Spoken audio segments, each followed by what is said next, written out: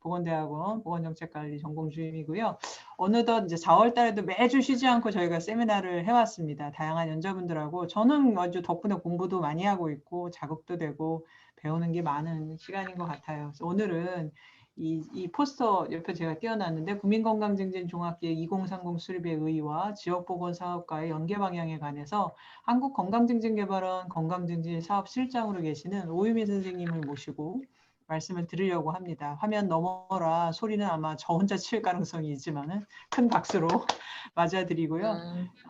이제 귀한 시간 내주셔서 감사드리고 1분이라도 더 발표에 쓰시라고 저는 빨리 마이크를 끄도록 하겠습니다.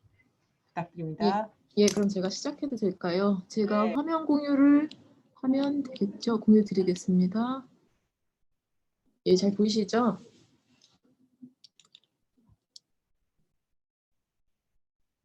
예, 자료가 보이는 것으로 제가 알아도 될까요? 네.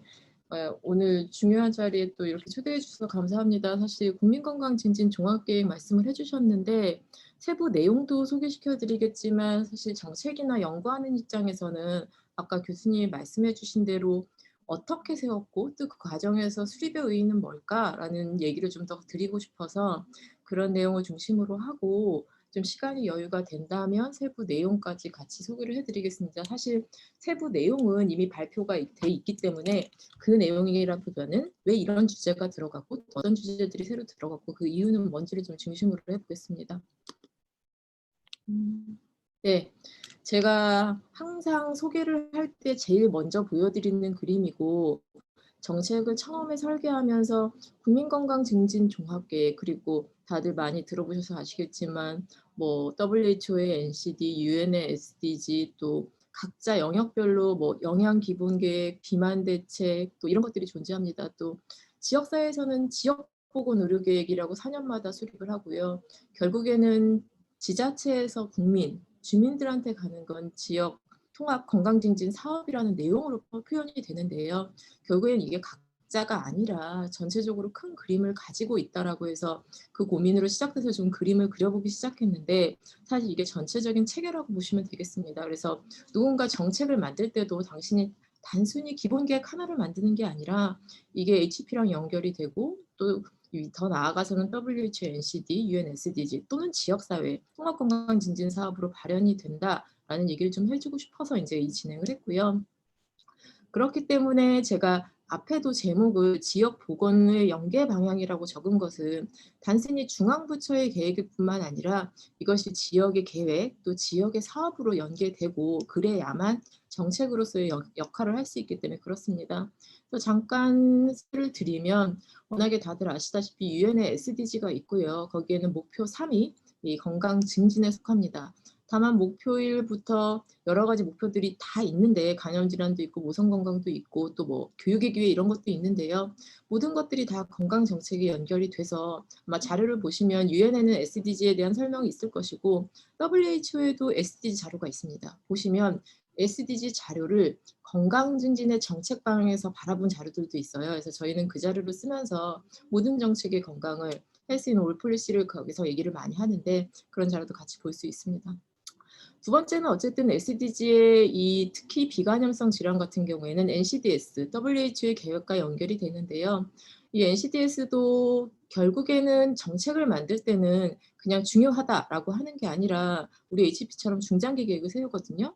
그래서 아까 SDG는 2030년까지, NCD는 2025년까지 만성질환으로 인한 사망 상대적 25% 감소를 가지고 있고 세부 지표를 보시면 제가 오늘 소개는 안 드리겠지만 뭐 흡연, 절주, 영양 여러 가지들이 있습니다. 또 이런 NCD들은 결국에 우리가 지금 오늘 말씀드리고자 하는 국민건강증진종합계획에 발현이 돼 있고 실제로 저희가 이 HP를 수립하면서 그 전에 수립을 준비하면서 NCD와 SDG에 어떻게 맞닿아 있는지 빠진 내용은 없는지 우리가 더 필요한 주제는 없는지 검토를 거쳤습니다. 그리고 이렇게 HP가 수립이 되면요. 법상으로 HP 말고도 수립해야 되는 계획들이 엄청나게 많습니다. 이게 HP랑 연결한 걸로 제가 카운트해 보니까 30개가 넘어가던데요. 뭐 영양관리 기본계획도 있고요. 구강건강관리 기본계획에서 이것도 5년마다 수립할 수 있도록 뭐 건강검진 기본계획도 뭐 국민보험 보험 종합계획 등 여러 가지 계획들이 대부분 5년 계획으로 수립이 되고 법으로도 설정이 돼 있습니다. 이런 기본 계획들과도 각자 영역과 연결하여 계획을 수립하게 되고요. 이렇게 중앙정부 차원에서 중장기 계획을 수립한다면 매 4년마다 세우는 지역보건의료계획을 수립하고 또 이런 지보계획들은 결국에 지자체, 보건소, 보건지소, 보건진료에서 이루어지는 지역통합 건강증진 사업으로 발현이 된다고 보시면 되겠습니다. HTP는 꽤 오래된 계획이고 다른 계획들에 비해 그리고 생각보다 굉장히 체계적으로 이루어져 왔습니다. 그래서 다들 아시다시피 95년에 건강증진법 생기고 97년에 기금 부과되고요. 제 1차가 02년에 수립이 됐어요. 그래서 저희가 처음 수립할 때만 해도 제가 처음 수립할 때도 있었는데 그때는 미국의 헬스피플 2020, 2010 등을 굉장히 벤치마킹해서 많이 만들었었는데 현재는 뭐 이제 처음에 2030 수립을 하면서도 미국과 또 일본에 같이 여러 가지 계획들을 공유하면서 이제는 역으로 미국에서 당신들은 계획을 어떻게 수립하고 있고 어떻게 지표를 만들고 있는지 물어보는 경우도 이제 꽤 있습니다. 그래서 이 HP 2010, 2020을 거쳐서 이제 2030 수립하고 계획을 발표하게 됐습니다.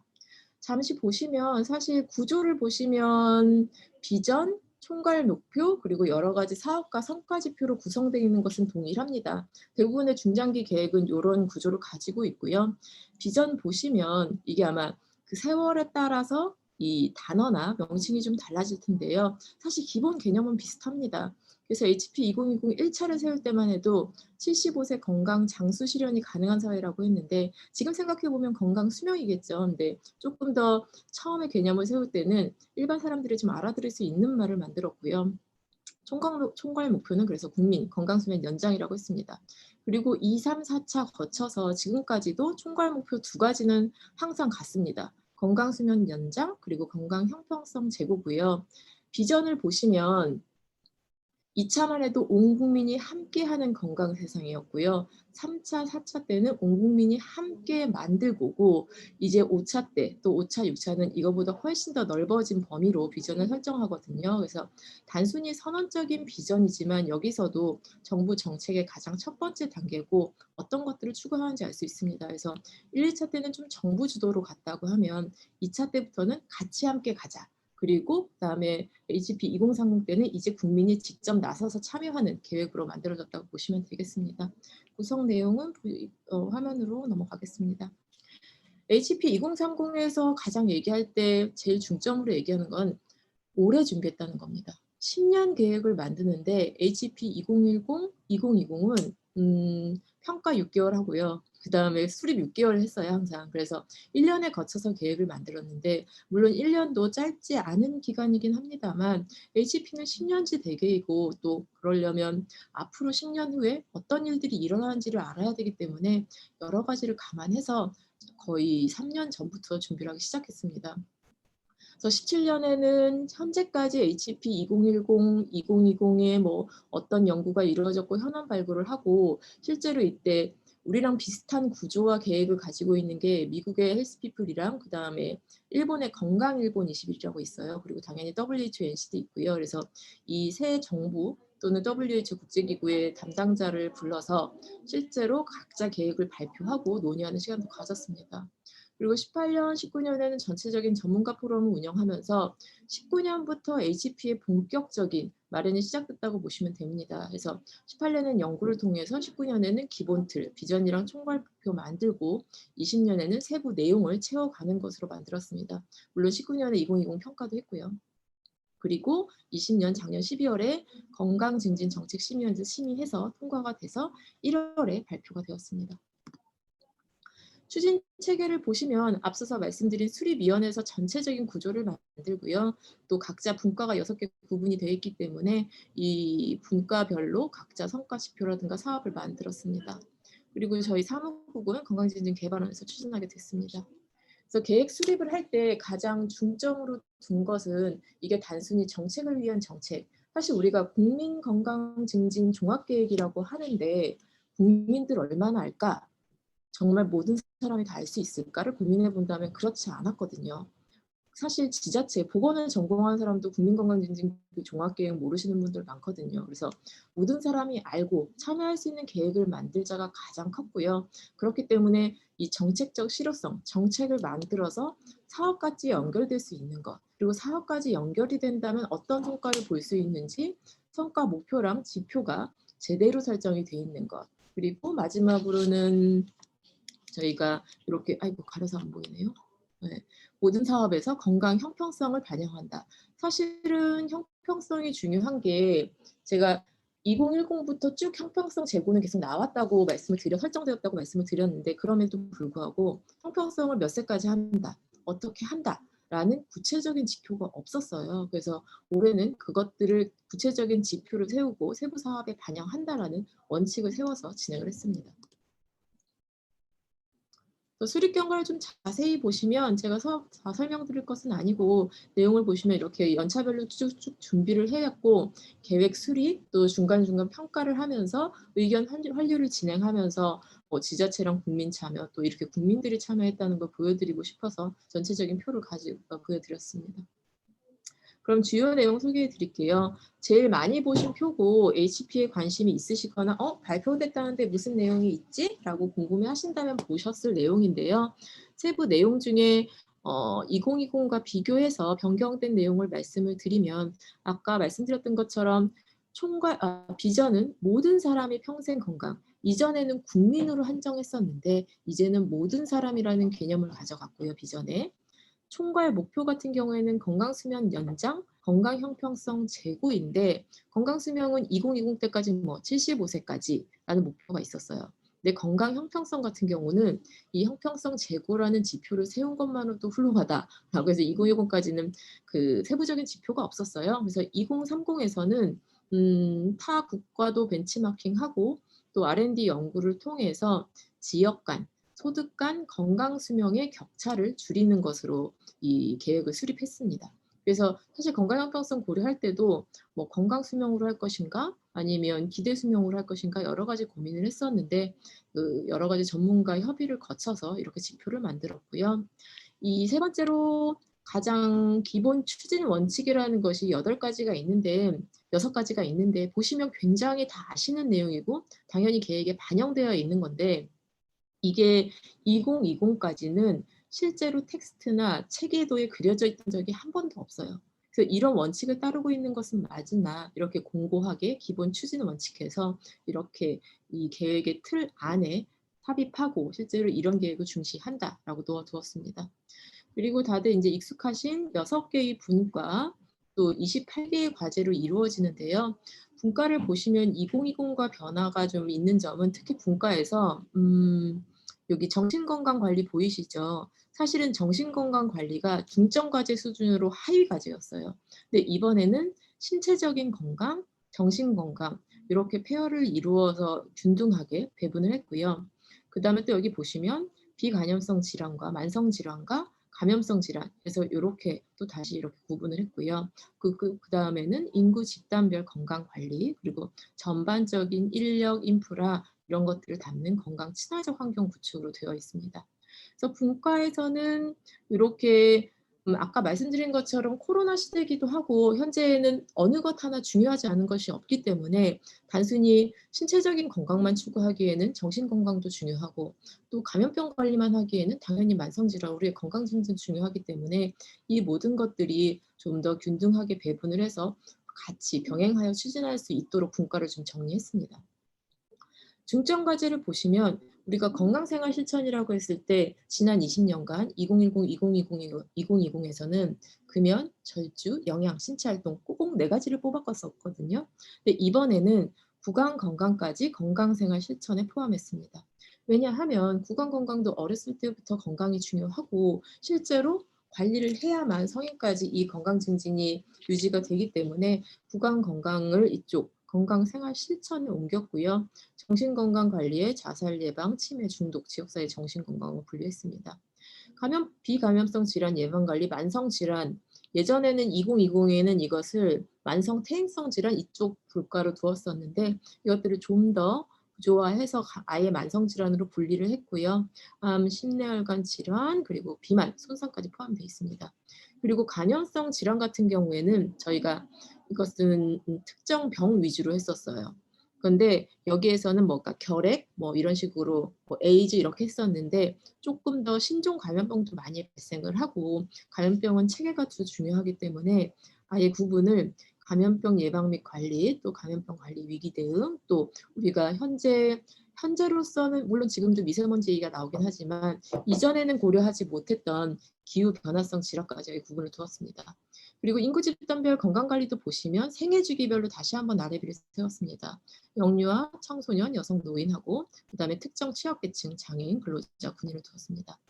건강 친화적 환경 구축에서 조금 더 눈여겨보실 것은 건강 친화적 법제도 개선에서 아마 보도자료에서 보셨을 텐데 건강영향평가, 모든 정책에 건강이 반영되는지를 평가하겠다라는 내용이 이 법제도 개선에 들어가 있고요. 두 번째, 헬스 리터리시 저희 얘기 많이 하는데 실제로 정책상에 반영된 바는 없었습니다. 그래서 이번엔 아예 건강정보 이해력 제고해서 아예 중점 과제로 포함이 되었고요. 그 이외에 ICT라든가 또 재원, 또 지역사회 인력시설, 거버넌스 이런 것들이 포함되어 있습니다. 그래서 비전은 아까 잠시 말씀드린 대로 모든 사람이라는 구조를 써서 국민보다는 조금 더 넓게 갔고요. 그래서 성이나 계층, 지역 간 건강 형평성을 모두 확보한다라는 내용을 가지고 있습니다. 또한 평생 건강을 누리는 사회라고 해서 출생부터 노년까지 전 생애 주기에 걸친 특히 건강권을 보장한다. 정부가 보장하겠다. 정부가 지원하겠다라는 의지를 비전에서 먼저 보여줬습니다. 총괄 목표는 말씀드린 대로 사실 HP 2020이 75세 달성이었거든요. 근데 2030은 73.3세가 됐는데 이건 왜 이러냐고 하면 제가 뒤에도 설명을 드릴 텐데 사실 건강 수명은 산출되는 거에 WHO에서 산출이 되는데 이게 연차적으로 정기적으로 산출되지 않고 어떨 때는 뭐 2년마다 산출이 된 적도 있고 아예 산출이 안 되는 적도 있어요. 그리고 심지어 발표할 때마다 계속 수치가 바뀝니다. 그렇기 때문에 WHO의 국제 비교를 할 수 있도록 계속 그걸 준용했으나 아무래도 안정성이 떨어지기 때문에 3년 R&D를 거쳐서 한국형 건강수명 산출 방법을 마련했고 이번에 그것으로 건강수명을 산출했습니다. 그리고 2030년까지의 건강수명도 예측했고요. 그렇기 때문에 목표치를 73.3세로 설정을 했습니다. 18년 현재 건강수명을 산출했을 때 70.4세라는 결과가 나왔기 때문에 2.9세 정도 연장하겠다라는 목표를 세운 겁니다. 세부적으로는 남성, 여성 보시면 되겠습니다. 건강 수명은 말씀드린 대로 연구에서 여러 가지 고민을 하다가 건강 수명의 소득 간, 지역 간 건강 형평성을 확보한다라고 해서 이것은 소득의 제일 낮은 쪽과 높은 쪽의 간격을 줄이는 것, 또 지역도 지역 간의 건강 수명을 산출했을 때 지역의 건강 수명이 낮은 것과 높은 것을 갭을 줄인다라고 합니다. 그래서 건강일본 21, 일본에서도 비슷한데요. 일본도 건강수명은 저희와 비슷하고요. 일본도 일본판 건강수명을 산출하고 있고요. 건강 형평성 같은 경우에도 지역 간 건강수명 격차를 줄인다는 걸 가지고 있거든요. 그래서 저희는 지역뿐만 아니라 여기 소득까지 포함하여 건강 형평성 지표를 이번에 설정했고 이것은 HP 2010, 2020을 거쳐서 지난 20년간 한 번도 수립되지 않았다가 HP 2030에는 이 형평성 지표가 수립되고 구체화된 것으로 보시면 되겠습니다. 그래서 아까 설명드린 대로 WHO에서 국내 연구 결과고 이것은 R&D로 산출했다고 보시면 되겠습니다. 그렇다면 이제 앞으로도 매년 건강 수명을 우리나라에서 계속 산출을 할 거고 발표를 하고 저희가 이게 더 의미가 있는 것은 건강 형평성에도 지역의 건강 수명을 산출한다고 했기 때문에 지역별로 건강 수명을 알려주어서 어떤 점이 더 취약하고 어떻게 발전시켜야 되는지 지역 간 격차는 어떻게 줄일 것인지에 대한 분석과 평가가 가능할 것이라고 생각됩니다. 그다음에 분과 및 중점 과제는 앞서 설명을 드렸는데요. 6개 분과 28개 과제는 그렇고 그 또 과제마다 성과 지표랑 사업이 있어요. 그래서 과제에는 2030년까지 그러니까 현재는 어떻고 2030년까지 뭘 달성하겠다라는 지표들을 모두 수립을 하고요. 이게 총 400개 정도 됩니다. 우리가 400개를 모두 관리하긴 하는데 일반 국민이나 저희가 연차별로 발표를 할 때는 이 중에 가장 대표적인 게 뭘까라고 해서 선정을 해서 미국에서는 리딩 헬스 인디케이터라고 하는데 이런 대표 지표를 설정했는데 그게 400개 중에 한 64개 정도 되고요. 이건 집중 관리하는 할 뿐만 아니라 뭐 국제적인 비교를 한다든지 아니면 성별, 뭐 지역별, 소득별 격차를 본다든지 여러 가지 면에서 계속 좀 심화 관리하는 지표라고 생각하시면 될 것 같습니다. 그리고 우리 건강에 가장 영향을 많이 끼치는 지표라고 생각해 주시면 좋고요. 그리고 이런 성과 지표를 달성하기 위해서 연간 어떤 사업을 할 것인지에 대한 사업까지 모두 수립이 되고 세부 내용을 보시면 아시겠지만 거기에 예산 계획까지 모두 들어가 있습니다. 그래서 앞서 말씀드린 것처럼 수립의 주요 사항이라고 생각해 보시면 실제로는 저희가 급하게 2010이나 2020은 6개월 혹은 1년에 거쳐서 수립했던 것을 3년간 준비 과정을 통해서 정책 수립을 하되 18년에는 연구를 굉장히 많이 했어요. 논리 모형 수립한다던가 아니면 HP를 만들 때 어떤 기본 원칙을 가져갈 건지 지표는 어떤 식으로 설정할 건지 그래서 근거에 기반한 정책 수립한 것이 가장 수립의 주요 사항 중에 하나고요. 두 번째는 실제로 분과별로 계획을 수립하다 보니 금연은 금연대로 영양은 영양대로 뭐 비만은 비만대로 각자 전문가의 틀대로 좀 구성이 됐었어요. 근데 이번엔 표준 틀을 만들어서 논리 모형과 기본 추진의 원칙에 따라서 좀 베이스라인을 만들어주고 여기에서 빌드업 해갔다라고 보시면 되겠습니다. 세 번째는 아까 말씀드린 대로 6개 분과가 좀 더 균형을 맞추어서 분과가 이루어졌고 또 중점 과제가 구조화된 걸 보실 수 있고요. 마지막으로는 가장 먼저 말씀드린 건강 수명과 또 건강 형평성을 산출하게 됐고 이것은 우리나라 한국판 건강 수명으로 산출했다고 보시면 되겠습니다. 세부 내용을 잠깐 소개시켜 드릴게요. 건강생활 실천은 금연, 절주, 영양, 신체활동, 구강, 보건이고요. 내용을 먼저 보여드리는 것보다는 대표 지표가 있거든요. 대표 지표를 보시는 게 빠를 것 같아요. 사실은 저희가 이걸 만들 때 분과별로 좀 지표수를 균형 있게 맞추려고 했는데 아무래도 내용이나 성별 뭐 이런 형평성 지표를 좀 고려하다 보니 완벽하게 고르지는 않습니다. 그래서 총 건강생활 실천은 106개의 지표가 있고요. 이렇게 보시면 각자의 지표 수는 이렇고 대표 지표를 보시면 금연 같은 경우는 성인 남성 여성의 현재 흡연율 그리고 절주 같은 경우는 남녀의 고위험 음주율 그리고 영양 같은 경우는 식품 안전성 확보 가구 분율 그리고 신체 활동은 유산소 신체 활동 실천율 그리고 구강은 영구치 우식 경험률입니다. 그래서 대부분 NCD에 제출하는 또는 NCD의 목표인 것과 이 내용을 좀 맞췄고요. 이 이외에도 당연히 청소년이라든가 또 뭐 간접 흡연율이라든가 흡연 같은 경우는 뭐 음주 같은 경우는 뭐 음주 시장 연령이라든가 여러 가지 지표들이 있고요. 그 중에 그 분과에서 가장 중요하고 또 영향을 가장 크게 미치는 것들을 이렇게 설정을 해 두었습니다. 정신건강관리는 보시면 총 52개의 지표가 있고요. 자살 예방의 대표 지표는 자살 사망률, 그리고 그다음에 치매 같은 경우는 치매 환자 등록 관리율입니다. 치매 안심센터에서 이루어지는. 그리고 중독은 뭐 절주랑 조금 구분이 되게 알코올 사용 장애, 정신건강 서비스 이용률을 했고요.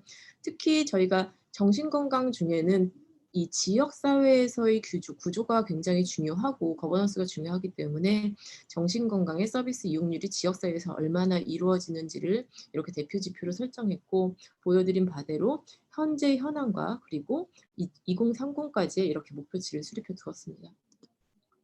비감염성 질환 예방관리는 암, 심혈관 질환, 비만, 손상이고요. 총 81개의 지표가 있습니다. 그래서 대표 지표를 보시면 암은 성인 남녀의 암 발생률 가지고 있고요. 심혈관 질환은 고혈압, 당뇨병 유병률로 표현이 되어 있습니다. 그리고 심근경색 환자의 발생 후 3시간 미만 응급실 도착률도 있고요. 그 비만은 비만 유병률, 그리고 손상은 손상 사망률입니다. 그래서 보시면 여기는 18년 현재와 그리고 2030의 목표치가 굉장히 다르지 않아요. 10년 동안 한 계획들인데 사실 수치들이 드라마틱하게 변하지 않거든요. 그러니까 2010이나 2020 때도 그랬고 건강생활 실천이나 이런 것들은 그래도 정부의 개입 또 국민들의 건강에 대한 관심도가 높아지면서 2030을 이렇게 올리겠다, 흡연율은 낮추겠다라는 정책 지표에 비해서 이 정책 영향을 많이 받는데 아무래도 만성질환은 크게 많이 변화할 수 없기 때문에 대부분의 지표를 유지 또는 굉장히 좀 미세하게 좀 낮추는 걸로 목표를 삼았고요. 그래서 보시면 고혈압 같은 경우는 거의 유지나 조금 낮추는 것들로 잡았고, 아무래도 이것들은 사실 계속 모니터링 하다 보면 유지도 좀 어렵고 계속 늘어나는 추세여서 좀 현실성을 고려하여 이렇게 지표를 수립한 걸로 보시면 되겠습니다. 그 다음에 감염 및 기후 변화성 질환 예방 관리입니다. 그래서 감염병 예방 및 관리, 그리고 감염병 위기 대응, 기후 변화성 질환인데요. 감염병 중에는 결핵, 저희가 이거 2020 때도 대표 지표로 썼었거든요. 그래서 그걸 대표 지표로 설정했고요. 감염병 위기 대응은 접종률 봤고요. 그 다음에 기후 변화성 질환은 그 기후 보건 영향 평가 체계를 구축한다라고 해서 실제로 18년에는 현재는 없지만 30년에는 구축하겠다라는 내용을 담았습니다. 인구 집단별 건강관리는 총 112개의 지표가 있고요.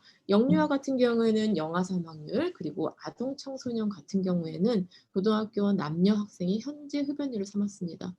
여성 같은 경우에는 모성 사망비, 그리고 노인 같은 경우는 노인, 주관적 건강 인지율, 그리고 장애인은 건강검진 수검률, 그리고 근로자는 연간 평균 노동시간, 그리고 군인 같은 경우는 군 장병 흡연율을 이렇게 잡았고요.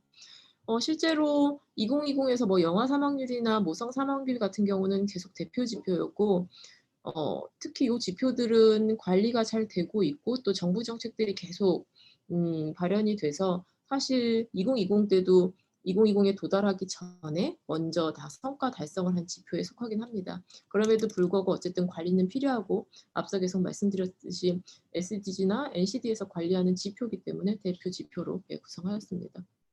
건강 친화적 환경 구축은 사실 어떤 특정 주제라기보다는 앞에 5개 분과를 운영하기 위한 기본 체계, 기본 제일 바닥이라고 생각하시면 되는데요. 건강 친화적 법제도, 또 아까 헬스 리터리시, 그리고 혁신적 정보기술에서 스마트 기술, 디지털 헬스케어가 포함이 되고요. 재원 마련은 국민건강증진기금이 건강증진 이 기금에서 차지하는 비율이 한 10%도 안 되거든요. 그래서 그걸 늘리겠다는 내용이 있고요. 그다음에 지역사회의 인력 또 시설, 거버넌스 확충하겠다는 내용을 담고 있습니다.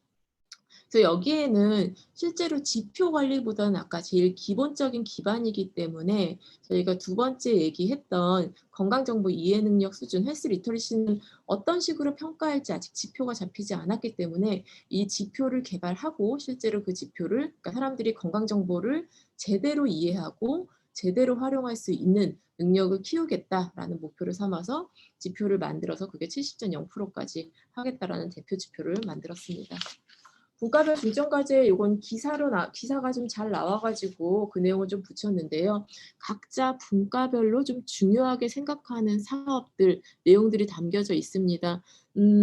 여기서 건강증진과 좀 연결해서 정책이나 제도적으로 변경되는 걸 소개를 해드리면 여기 신체 활동에 건강 친화 기업 인증제, 건강 인센티브제 도입이라고 있어요. 그래서 이 19년에 비만 대책 만들면서 건강 친화 기업 인증제 하겠다라고 해서 제목에서 느껴지다시피 기업에서 근로자의 건강 또는 이 기업 자체가 건강 증진에 얼마나 애를 쓰는지에 대한 인증을 하고요. 인증을 했을 때는 기업한테 인센티브를 주거나 아니면 좀 더 만약에 미흡한 기관들은 건강 관리를 할 수 있도록 컨설팅 해주는 걸 말합니다. 그래서 이걸로 건강증진법 개정이 이미 됐고요. 올해 12월에 실제로 시행 예정입니다. 그래서 시행 예정이라는 건 기업들이 인증제에 들어와서 인증을 받고 이것들을 저희가 평가해서 발표하고 혹은 미흡한 기관에 대해서는 저희가 컨설팅 해주는 거고요. 그래서 이 건강증진법에 건강 친화기업 인증제를 실시한다고 되어 있고 지금 시행령이랑 시행규칙 입법 발의가 돼 있기 때문에 그게 완료되는 대로 4월 안에 완료되거든요. 그러면 이제 21년 12월에 시행 예정입니다. 두 번째로 건강 인센티브제는 이 역시 위에는 기업에 초점을 맞췄다면 건강 인센티브제는 개인의 건강 관리예요. 그래서 본인이 개인 건강 관리 잘하면 거기에 대한 지원금을 주겠다는 거예요. 사실 기본 개념은 뭐 다른 나라에서 있듯이 잘하면 사실 어찌 보면 건강보험료를 깎아줘야겠죠. 자기가 건강관리를 해서 보험료가 나가지 않고 의료비가 좀 더 줄어드는 거니까요. 근데 현재는 시범사업으로 고려를 하고 있고요. 지금 상태로는 건강관리를 잘 하면 바우처라든가 지원금 또는 지원 물품을 줘서 이 건강을 좀 더 증진할 수 있는 그 구조를 지금 구성을 하고 있고요. 아마 올해 시범 사업 거쳐서 2-3년 안에 정책 제도로 진행이 될 예정입니다. 그래서 윗단에는 근로자 기업, 아랫단에는 이것이 일반 인구로 생각하시면 되겠습니다. 그 이외에 또 건강 관리 서비스가 어디 있을 텐데 제가 못 찾겠네요. 그리고 그 올해나 내년쯤에는 건강관리 서비스 인증제도 시행이 되는데요. 건강관리 서비스 인증제는 이런 공공이든 민간이든 특히 의료가 아니라 비의료적 건강관리 서비스들이 굉장히 많은데 국민들이 선택하기 너무 어렵고 또 정부에서 어떤 기업에서도 건강관리 서비스를 제공하고 싶은데 어떤 서비스가 있는지 어떤 서비스가 정확한지를 알고 싶을 거예요. 그렇기 때문에 이런 관련 서비스들도 인증하겠다라는 내용을 지금 만들고 있고 연구 시행 중이고요. 올해 안에 법제도 만들고 내년에는 건강관리 서비스도 시행을 하려고 이것저것 검토를 하고 있는 상태에 있습니다. 그래서 건강 증진은 이제 앞으로 좀 더 적극적으로 건강 관리를 한다면 저희가 인센티브나 그런 역량을 좀 도모할 수 있도록 방향을 좀 더 바꿔서 적극적으로 건강을 참여하겠다는 게 있고요. 마지막으로는 아까 건강영향평가 도입도 역시 그중에 저희가 제일 핵심으로 삼는 겁니다. 여기 건강관리 서비스 여기 있네요. 그래서 요 지금 건강친화기업 인증제, 건강 인센티브제 도입, 또 건강영향평가 도입, 그리고 건강관리 서비스 인증제 같은 것들은 실제로 건강 증진에서 법 제도적으로 변화가 있을 거고 좀 제도적으로 드라이브를 거는 거라서 알고 계시면 좋을 것 같아서 좀 자세히 소개시켜 드렸습니다.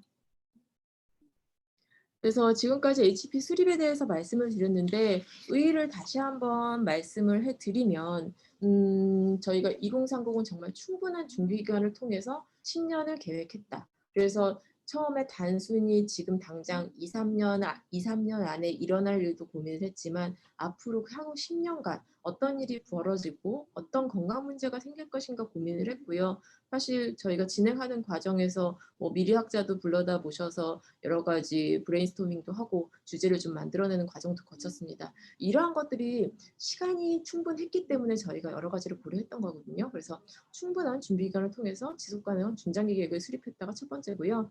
두 번째는 아까 여러 가지 분과나 이런 내용을 보고에 소개시켜 드렸는데 사실 물론 전문가들이 참여한 협의체, 분과위원회가 있는데 올해는 특히 저희가 국민 건강증진 종합계획이기 때문에 국민 참여를 좀 이끌어 보자라고 해서 저희가 19년에 정책의 기본 틀을 만들어 놓고 여기서 공모전을 했어요. 어떤 정책이 더 필요한지 아니면 이 정책에서 어떤 걸 발현시켜야 되는지. 그래서 정책 공모전을 해서 제가 지금 개수는 생각이 안 나는데 꽤 많이 들어왔고요. 사실 비전에 들어있는 워딩도 물론 전문가들이 협의한 워딩이기도 합니다만 그때 비전으로 1등을 한 그 비전의 문구도 저희가 반영해서 넣은 거니까 사실 비전도 전문가와 국민이 만든 비전의 문구라고 보시면 되고요. 그 정책 제안에서는 가장 최우수 1등을 받았던 게 헬스 리터리시에 대한 내용이었어요. 그래서 물론 저희도 중요하다고 생각했지만 사실 헬스 리터리시는 국민이 제안하고 만들었던 정책이 HP 2030의 하나의 분과로 하나의 중점 과제로 저희가 설정을 해서 만든 거고요. 그 이외에 영양이라든가 신체활동 만성질환의 내용도 있어서 그것들은 각자 중점 과제에 다 반영을 해서 단순히 전문가 또는 정부가 만든 것뿐만 아니라 이렇게 국민들이 참여를 했고 또 20년에는 이런 HP를 대부분 정책을 만들면 중앙정부에서 이런 거 만들었어요 라고 하고 홍보를 하잖아요. 그래서 그거보다는 우리가 이런 걸 만들었는데 여러분들이 다른 사람에게 혹은 다른 국민들에게 다른 지역 주민들에게 알리려면 어떤 홍보 자료면 좋을까요? 라고 해서 이 영상 홍보 또 공모전을 했어요. 그래서 꽤 좋은 자료가 만들어져서 또 국민이 만든 홍보 자료를 저희가 또 국민에게 홍보했던 그래서 단순히 정책을 만들고 또 홍보하고 이거를 확산하는 과정에서 정부 정책자 그리고 또 이 전문가뿐만 아니라 우리 국민 모든 사람이 참여하고 만들어 갔고 앞으로도 계속 이런 정책을 만들고 매해마다 평가가 있을 때 국민 참여단이 평가를 한다든지 이런 구조를 만들어서 실제로 그냥 정책이 단순히 중앙정부나 이런 기관에서 끌고 나가는 것이 아니라 국민들이 참여하는 것으로 만들려고 합니다. 마지막으로는 앞서 계속 소개시켜드렸고 가장 중요한 포인트입니다. 건강 수준 향상과 건강 형평성을 제고했다는 거고요. 제가 시간 관계상 설명을 못 드렸는데 이 아까 400개의 지표 안에서는 저희가 지표를 설정할 때 분과마다 꼭 말씀을 드린 게 있어요. 건강 형평성 지표를 꼭 하나씩은 넣어주세요. 소득이든 지역이든 넣어달라는 거. 그리고 꼭 성별 분리 지표를 넣어주세요. 그래서 그렇게 지표가 나오지 않는 것들은 가능한지 양하고 이런 것들이 담길 수 있는 지표를 먼저 우선순위에 넣어서 지표 설정을 했기 때문에 건강 형평성의 제고라는 구체적인 총괄 목표가 수립된 것도 큰 의미고 여러 가지 분과 28개의 중점 과제에서도 건강 형평성의 내용이 많이 담긴 것으로 보시면 되겠습니다. 저희가 이렇게 수립을 하면은요, 사실 끝난 게 아니잖아요. 정책이 계속 발현이 되고 이것이 잘 되고 있는지 안 되고 있는지를 평가를 합니다. 왜냐하면 HP는 건강증진법에 보면 10년 계획인데 5년마다 수립한다고 돼 있거든요. 그래서 이렇게 첫 해에는 10년의 계획을 세우고요. HP 2030이라고 세우고요. 그리고 5년이 지난 다음에 아무래도 계획이 수립된다고 수립하고 5년 뒤에는 여러 가지 건강 이슈가 저희가 예측을 했더라도 또 저희가 생각하지 못한 이슈들이 있을 수 있기 때문에 새로운 이슈가 있으면 그것들을 반영하거나 아니면 기존 지표들이 미진한 것들은 지표를 조정하거나 또는 달성한 것들은 다른 지표를 세울 건지 다른 목표를 만들 건지에 대한 그 수정 계획을 발표를 합니다. 그렇기 때문에 5년마다 평가를 하고 다시 한번 발표를 하는 계획을 가지고 있습니다. 그래서 이렇게 5년마다 수정 계획을 발표하고 또 당연히 연간으로 모니터링합니다. 그리고 여기 보시면 사업 성과 보고서라고 해서 사업에 대해서는 실제 저희가 지표 수립을 하고 어떤 사업을 할지에 대한 내용을 만든다고 했어요. 그래서 실제로 지금 저희가 구성한 사업이 진행되고 있는지 아니면 진행이 못 되고 있는지 아니면 뭐 완료했는지 이런 것들을 각자 사업 부서에서 받아가지고 분석을 하고 있고요. 매년 저희가 동향보고서는 가장 중심으로 생각해서 이 내용을 하고 있는데 아까 말씀드린 대표 지표들을 분석을 합니다. 그래서 그 당해 년도에 2030년까지의 목표 지표를 어디까지 얼마나 달성했는지를 평가하는 게 첫 번째고요. 두 번째는 그것과 함께 국제적으로 이게 우리나라가 어떤 수준인지까지 그리고 뭐 필요하다면 뭐 성별 지표도 같이 고려해서 이 동향 보고서에 따라서 여러 가지 정책 재원이 달라질 수도 있고 또 계획을 새로 만들 수도 있습니다. 작년에 2020 할 때는 신뢰관 쪽의 대표 지표가 계속 낮아지고 이 2020의 지표를 달성하기 굉장히 유언해서 거기다 관련 부서에 의견을 드렸고 그래서 10년간 질환 종합계획이 수립이 재정립됐거든요. 그래서 그런 식으로 이 보고서는 단순히 지표를 평가한다, 모니터링한다 뿐만 아니라 이것들을 관련 부처에 피드백을 줘서 실제로 그 정책이 실현될 수 있게 혹은 미진한 정책이 어떤 것들이 있는지를 저희가 분석해서 반영할 수 있는 굉장히 중요한 기전이라고 생각하시면 됩니다.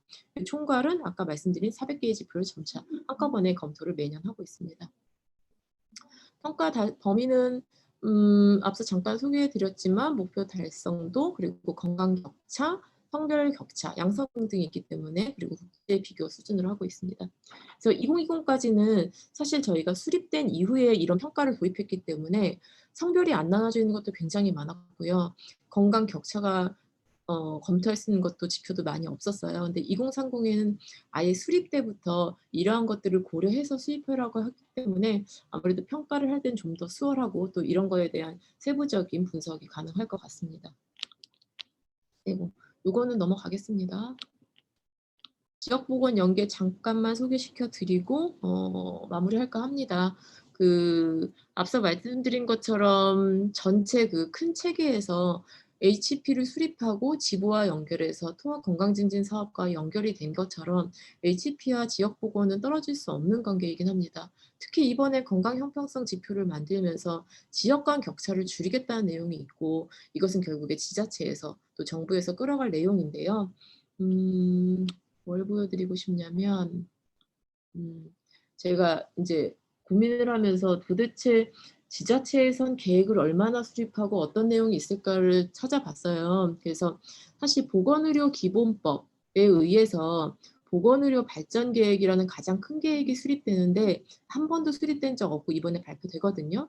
그리고 이 보건의료 발전 계획에서 가장 중요한 게 이 시도 시군구의 지역보건의료계획이 수립된다.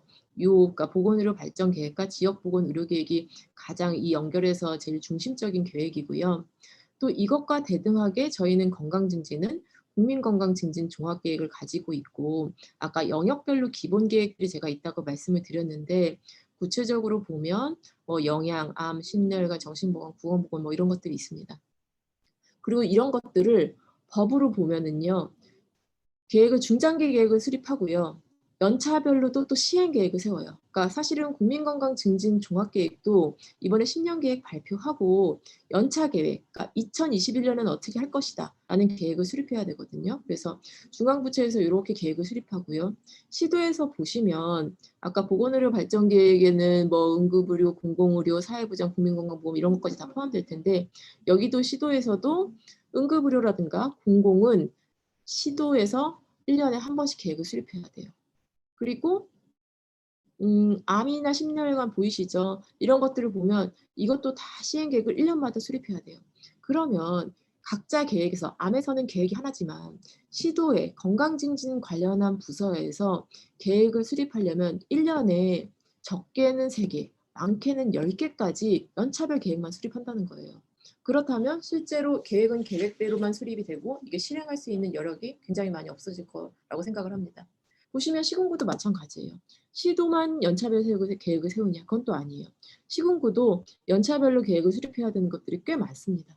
그렇기 때문에 이 계획들을 조금만 줄여주고 간소화해 준다면, 계획은 지금 여러 가지 계획들은 서로 연관관계를 갖고 좀 더 시너지를 내면서 실행할 수 있는 계획이 될 것이고, 지자체 입장에서도 첫 번째는 행정부담이 줄어들 것이고, 두 번째는 각자 계획을 수립하는 것보다는 좀 더 포괄적이고 종합적인 계획이 될 수 있겠죠. 그렇기 때문에 올해는 저희가 지역보건의료계획 지금 준비하고 있는데, 지역보건의료계획에 이런 여러 가지 계획들이 같이 담기고 좀 더 통합적이고 연계할 수 있는 방안을 고려하려고 지금 계획을 만들고 있거든요. 그래서 실제로 이런 HP가 단순히 그냥 수립했다고 끝나는 것이 아니라 이런 중장기 계획들도 시도나 시군구의 연차별 계획까지 연결이 돼서 결국에는 보건소, 우리 국민들에게 또 지자체 주민들에게 가야 되는 건강증진 사업과 다 연결이 돼 있기 때문에 이게 정말 정책에서 사업까지 전체적으로 잘 내려갈 수 있는 구조로 만들기 위해서 그 효율화를 좀 중심으로 하려고 합니다. 마지막으로 건강 형평성을 좀 궁금해하실 것 같아서 이거 발표된 자료 있거든요. 궁금해하시면 찾아보시면 되고, 이 자료 이외에 그 지자체별로 건강 수명이 다 산출돼 있어요. 그래서 보시면 될 것 같고, 여기서 지역 수준별 건강 수명은 어떤 식으로 산출하는지 보시면 이렇게 지자체를 쭉 나래비 세워서 상위 20% 지역, 또 상위 40% 지역, 하위 40% 지역, 하위 20% 지역해서 이 상위 20% 지역의 71.1세와 그리고 하위 20% 지역의 광주 남구네요. 68.4세. 여기에 갭이 2.7세이기 때문에 이걸 줄여 나가겠다라는 내용으로 이렇게 담겨져 있습니다. 그래서 지역 간의 격차는 상위 20%, 하위 20%의 격차를 줄이는 것으로 보시면 되기 때문에 제가 이 표를 한번 이해를 돕기 위해서 가져왔고요. 뭐 사실 건강 수명을 지자체별로 산출한다 했을 때 가장 고민을 한 것은 이렇게 그래프를 그려서 여기는 제일 좋아요, 나빠요, 나래비를 세우려고 만든 것은 아니기 때문에 거기에 대한 오해는 없어졌으면 좋겠고, 실제로 그냥 이런 정도 수준이고 각자 지자체별로 얼마나 더 간격을 더 넓혀야 되고 어느 것들을 더, 여기 건강수명이라는 한 단어로 표현이 되지만 수명 안에는 거기에 유병률, 여러 가지 질병의 사망률이 들어가 있는데 그것들이 어떤 식으로 영향을 미치는지 종합적으로 분석을 해서 그 지역에 그 지자체의 건강수명을 어떻게 끌어올릴 수 있을지에 대한 고민이 1차적이라고 생각합니다. 그래서 이렇게 지금 시도별로 다 건강수명이 산출이 되어 있기 때문에 미진한 부분은 이제 앞으로 저희가 사업이나 컨설팅을 통해서 진행을 할 예정입니다. 여기까지 제가 설명을 다 드렸고요. 아무래도 질문을 받는 게 나을 것 같아서 이 정도로 마무리를 하겠습니다. 예, 감사합니다. 예, 선생님 감사합니다. 그 학생들한테 사실 그 보건학 저희 그 기초 여러 가지 수업들, 공통 필수 수업들에서 하나하나의 내용들이 다 잘 새겨져야 될 것들이고요. 또 이 안에는 국제 비교의 면도 있고, 또 지역 간 비교의 면도 있고, 또 10년 전, 20년 전, 30년 전과의 비교가 있고, 그래서 굉장히 그 컴패러티브한 그러니까 비교론적인 관점을 필요로 하는 것들이 많은데, 게다가 사실 건강 수명이라고 하는 개념에서부터, 그러니까 오늘 이제 원래 전공이 예컨대 그 건강 증진 또 도시 건강 이런 쪽을 전공으로 하는 그 학생들에게는 상대적으로 조금 낯이 익을 텐데, 그렇지 않은 또 전공에 있는 보건학 전공자들한테는 막연하지만 정확하게 뭘 말하는 건지를 모르는 내용들이 있을 수도 있겠다. 그런 생각이 좀 들어서, 그래서 기본적으로 맨 처음에 선생님이 말씀하신 것처럼 이런 계획과 내용과 그리고 이런 추진에 대해서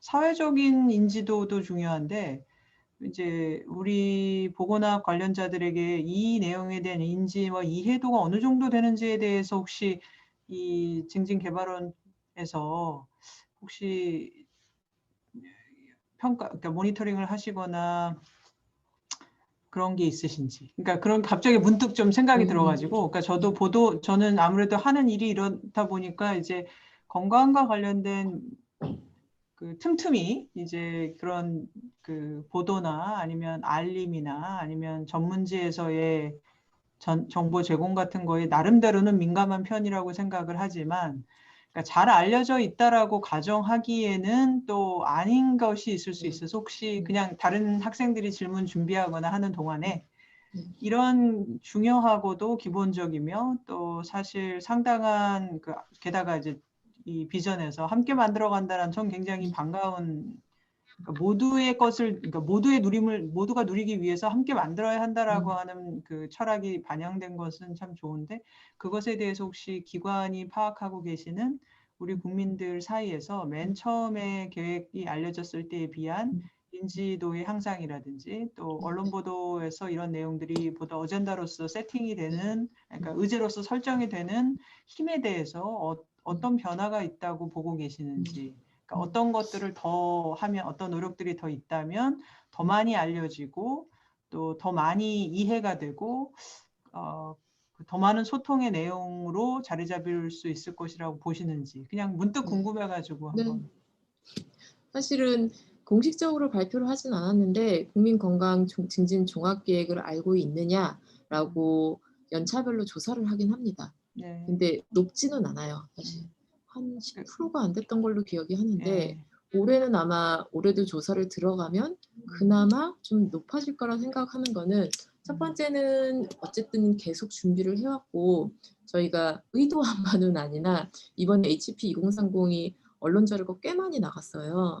근데 뭐 저희는 긍정적으로 생각하고 있는데, 사실은 전체적인 HP 2030에 대한 보도 자료라기보다는 거의 건강증진기금의 신재원에서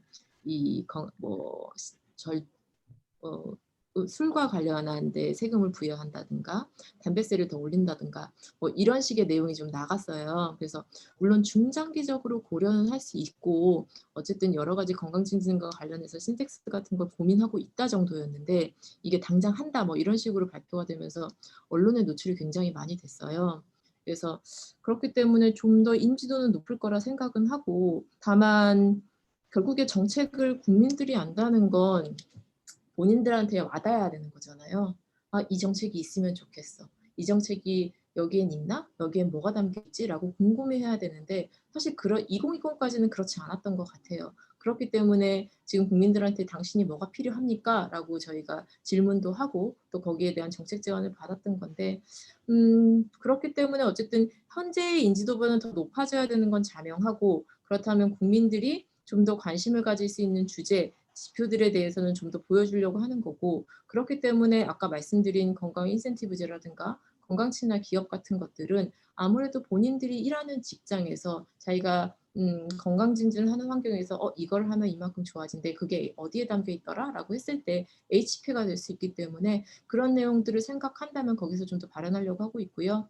두 번째로는 그렇기 때문에 국민들이 받아들이는 게 당연히 좀 더 가까워야 한다도 있지만 이해 가능해야 되거든요. 정말 요새 가짜 뉴스도 많고 또 건강 정보에 대해서 잘못된 정보도 많잖아요. 이걸 걸러낼 수 있는 능력이 있어야 되는데 그건 또 다른 트랙으로는 그래서 헬스 리터러시에 대한 얘기를 하는 거고 그것도 역시 알려진다면 그게 또 인지도 또는 실천으로 연결될 수 있을 거라고 생각합니다.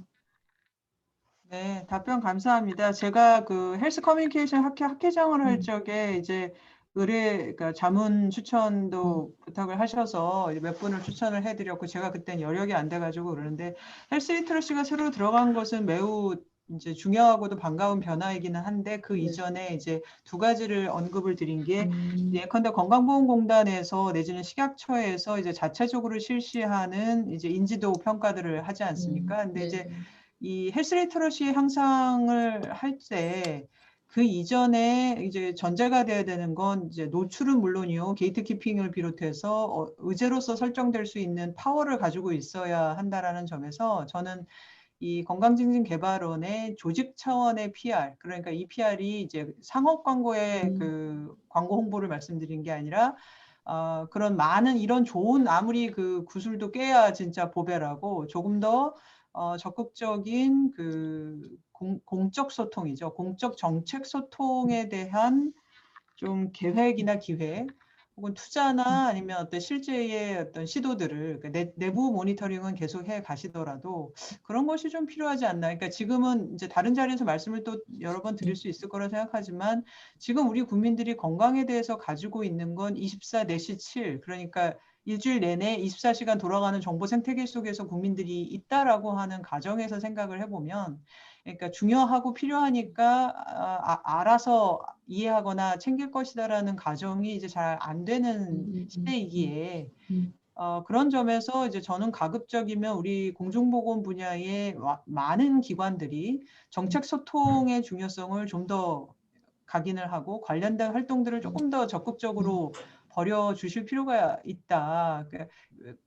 그래서 그 국민과 그러니까 함께 만들자라는 의미의 지자체와 정부가 내지는 특정한 기관들 간의 협력은 말 그대로 일하는 사람들 사이의 협력 네트워크가 될 것이고 기본적으로 국민과 이 주제를 다루는 주체들 사이에서의 거리 좁히기를 위해서 결국 먼저 움직일 사람들은 담당자나 담당 기관일 것이다라는 차원에서 이번 코로나19에서 제가 좀 각인하게 된 것 중에 하나도이기도 한데 공적 정책 소통의 역량과 그 인프라와 관련된 투자가 없이는 아까 말씀드린 24-7의 정보 환경에서 가짜 뉴스를 한탄할 수밖에 없는 상황이 되고 근데 한탄에 할 문제가 아니라 그 영향의 직격이 양자에 다 있기 때문에 그런 생각이 좀 들더라고요. 그래서 이 좋고 귀한 내용들이 참 지금보다 한 수십 배는 더 많이 알려져야 할 것 같다 이런 마음이 좀 들어가지고 말씀을 드려봤고 그 사이에 이제 학생이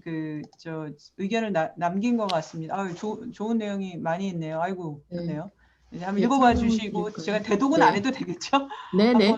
예 그 보시고 말씀 앞, 주시죠. 예, 앞서 교수님이 말씀해 주신 거에 조금 첨언을 드리면 저희가 이 HP를 발표하면서 말씀하신 대로 그냥 연초에 발표하고 묻힌다 또는 관심이 없다라는 얘기를 했기 때문에 특히 건강 증진이 사실 이슈 만들기가 굉장히 어렵거든요. 모든 사람이 다 안다고 생각하기 때문에.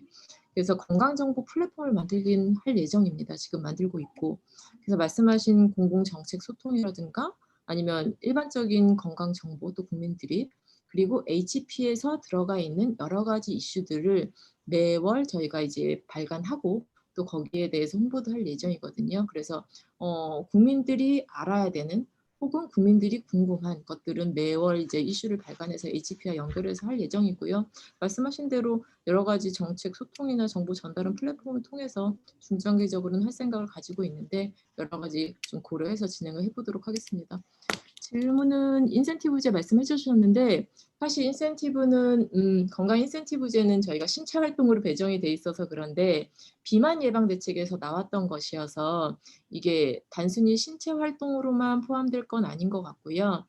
제가 알기로는 여러 가지 만성 질환의 관리 또는 건강 생활이면 또 식이도 들어가겠죠. 그래서 그것들을 어떻게 측정할지를 고민하고 있긴 합니다. 그래서 지금 방안으로 고려하고 있는 것들은 신체 활동 측정 어떻게 하냐고 말씀해 주셨는데요. 뭐 핸드폰으로도 사실 활동량 측정은 가능하고 아니면 지금 활동량계, 그러니까 저희 흔히 말하는 워치 있죠? 이런 것들로 할지에 대한 검토는 하고 있고요. 두 번째는 제가 뭐라고 했는지 모르겠네. 신체 활동을 많이 했을 경우 보험에 적용해서 시간이 없다면 이 환경 실제로 하고 싶은데 못하는 사람에 대한 얘기 같은데요. 이런 것들은 제도적으로 한번 검토를 할 필요성은 있다고 생각합니다. 다만 여기에서 건강 인센티브제 같은 경우는 건강 증진에 좀 더 적극적인 사람한테 장려금 지원을 하겠다는 거여서 이건 조금 더 다른 트랙이라고 생각은 합니다. 그거는 사실 건강 영향평가에서 지금 두 번째 거는 다뤄야 될 얘기라 생각하고요. 본인이 운동을 하고 싶은데 아니면 건강 증진을 하고 싶은데 환경이 따라가 주지 못하는 거라면 그건 정책적으로 저희가 좀 더 드라이브를 걸어줘야 되는 거여서 어쨌든 결론적으로 말씀을 드리면 말씀해 주신 건강 인센티브제 같은 경우는 어떤 식으로 측정하고 어떤 식으로 줄지는 아직 논의 중인 상태예요. 그래서 아마 이번 시범 사업의 경우에는 만성질환 환자를 한번 시범 사업을 하고 그 다음에 뭐 이제 건강한 사람 건강군을 한다든가 이런 식으로 연차 계획이 있는 것으로 알고 있는데 국민건강보험공단에서 직접적인 실행 기구를 가지고 있고요. 이것들은 저희 이제 개발원과 같이 함께 연계할 작업을 하고 있습니다. 그래서 아직 다 구체적으로는 돼 있지 않기 때문에 아마 정책들을 시범 사업을 하거나 내용을 만들면서 여러 가지 또 그 전문가나 또 국민들의 제안도 받을 것이라고 생각하고 있습니다. 사실 오늘 첫 번째 회의 있어요. 건강 인센티브제 관련해서. 그래서 아마 거기서 내용이 좀 나올 것 같습니다. 두 번째는 이 종합계획서 같은 경우는 전체적인 보고서는 아마 4월이나 5월 내에 파일이 올라가 있을 거고요. 전체적인 계획, 지표가 담겨져 있는 것은 저희 홈페이지에 HP2020 홈페이지에 들어가 있거든요. 그래서 일단은 그 자료로 참고하시면 되고 그 아까 말씀하신 보고서 이렇게 두꺼운 분량에 실제 처음부터 끝까지 내용이 있는 것은 아마 4월 말 5월 초에 나오는 것으로 알고 있습니다. 이미 원고는 다 되어 있는데 그것들을 좀 정리하는 과정을 가지고 있는 것으로 알고 있습니다. 예, 이상입니다.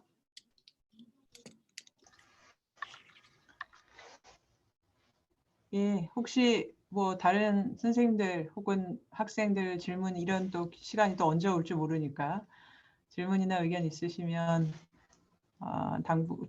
질문해 주시고 저희 보건학자들하고 워낙 이 사업 관련해서 많이들 연계하시는 걸로 알고 있고 저희 학생들이 이제 다 알고 이해하면 좋을 내용들이라 큰 오버뷰를 오늘 주셨다고 저는 생각이 돼요.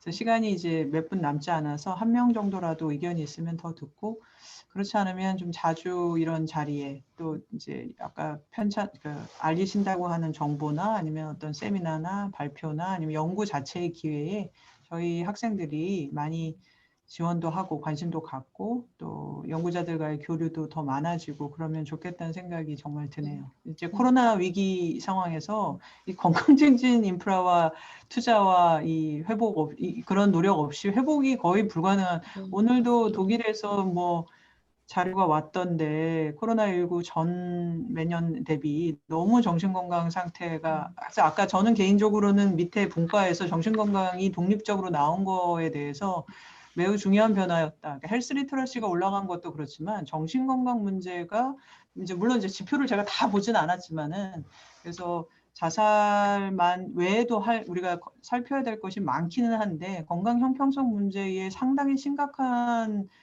누적 효과나 아니면 어떤 추가적 효과를 볼 수 있는 것 중에 정신건강 문제가 있을 것 같고 이제 많은 학자들이 코로나19 영향으로 5년 뒤부터 정신건강 크라이시스가 올 것이다라는 걱정들을 많이 하고 있어서 우리나라에서 이번 2030에 정신건강 문제가 이렇게 크게 다루어지게 된 것에도 안도도 하고요. 굉장히 기대도 해보게 됩니다. 많은 노력들이 있어서 좋은 깨달으려면 아무래도 자료를 보고 또 생각을 해야 되니까 그런 점에서 필요한 내용인 것 같습니다. 학생들이 듣고 이해하느라 바빠서 질문은 그래도 너무 좋은 질문. 한 말씀. 조성현 교수님. 네네, 안녕하세요. 저는 감사 인사드리려고 마이크 켰고요. 오유미 실장님 그동안 수고 많으셨고 또 오늘 좋은 강의 감사드리고 예방의학교지 논문 내주신 것도 감사드립니다. 네.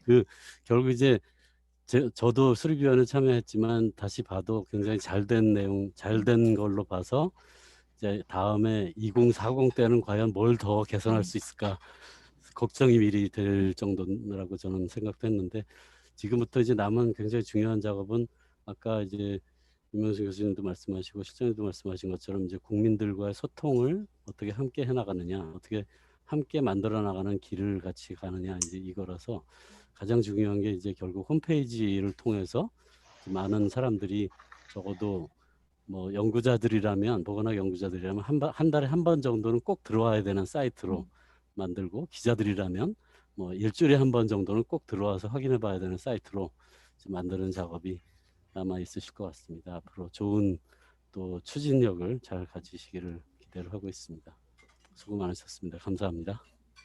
저희 HP 2030 만들 때 제 기본 틀과 지표의 이 기본 틀을 만들어주신 유서희 교수님께 감사를 드리며, 그래서 계획이 잘 된 것 같고요.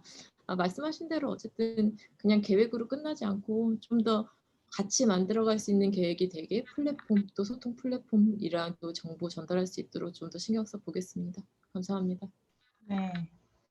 예, 오늘 유승현 교수님께서 이렇게 추천을 해주신 덕에 저희가 많은 거를 듣고 배울 수가 있었는데, 진짜 그 참여, 그러니까 이게 내 문제다, 그리고 이게 우리의 문제다, 그리고 이게 미래에 영향을 줄 것이다. 이 세 개가 각인이 돼야 되는데, 그러려면 진짜 많은 그런 그 공유와 그 교류, 교류, 소통, 이게 진짜 시대의 키워드할 생각들이, 아무리 우리가 많이 알고 있어도 이게 설득이 되지 않고 가닿지가 않고 알려지지 않으면 묻히게 되는 게 너무 많고, 그래서 들으면서 자꾸 그런 생각이 좀 들었는데, 마침 조성희 교수님께서도 그 의견을 보태해 주셔서 감사드리고, 오유민 선생님께서 많은 애써 주시기를 바라고, 저희 학생들하고도 계속해서 이런 관심이 끊어지지 않도록 할 수 있는 일들을 또 좀 해보겠습니다. 조만간 다시 또 뵐 수 있기를 바라고요. 오늘 감사드립니다, 선생님. 예, 감사합니다.